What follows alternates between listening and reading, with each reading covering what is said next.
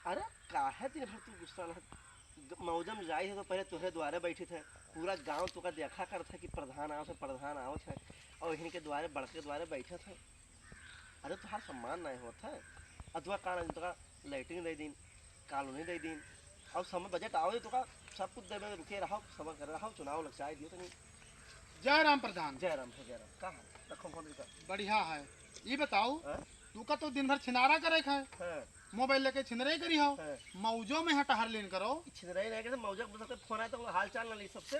देखो जौन हमारे खड़ंजा बताव रहा हाँ। प्रधान ध्यान से सुन लियो। हाँ। ऊपर चाहला पानी भरा है। हाँ। काल लड़का का ब्याह आवत है। हाँ। ऊपर आई है तो लड़के हमारे ब्याह नहीं होई कि ना होई।